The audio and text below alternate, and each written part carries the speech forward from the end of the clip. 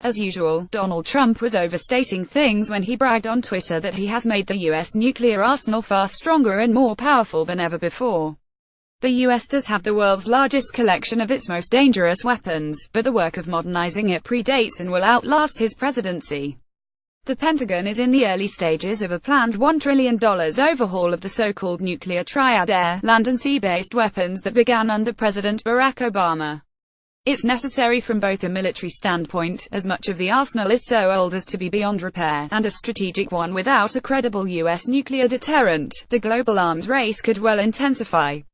It's not only that many aspects of the U.S. nuclear weapons program are outdated. It's that threats are on the rise. Russia is renovating its Soviet-era arsenal and has deployed a ground-launched nuclear-capable cruise missile the U.S. rightly says is in violation of a treaty. China is building nuclear-armed submarines. It already has nuclear-tipped intercontinental ballistic missiles. And North Korea has the world on edge with its missile tests.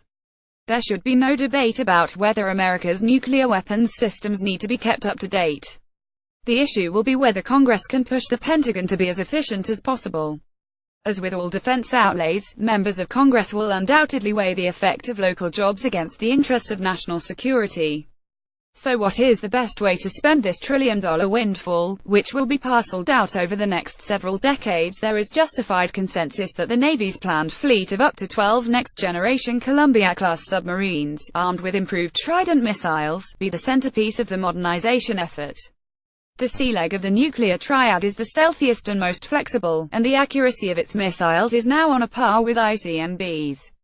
The Air Force is moving ahead with a new long-range strike bomber, the B-21 Raider, which it says will be able to fly in contested airspace, where its aging B-1, B-2 and B-52 aircraft are increasingly vulnerable. The Air Force also wants a new nuclear-capable cruise missile that can be launched from the air outside a combat zone, which will only destabilize the nuclear balance.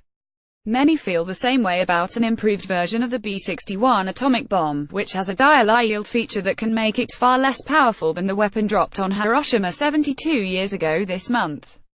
There is an argument that this modernization program would make the world a more dangerous place. In terms of quality and quantity, the US is already the world's nuclear superpower, and its efforts to upgrade could create some tension among other nuclear states. At the same time, a strong U.S. arsenal could aid non-proliferation efforts. Without the promise of nuclear protection, U.S. allies such as Japan and Saudi Arabia might be tempted to join the nuclear club. At the very least, one benefit of strengthening nuclear deterrence is to gain leverage in non-proliferation negotiations.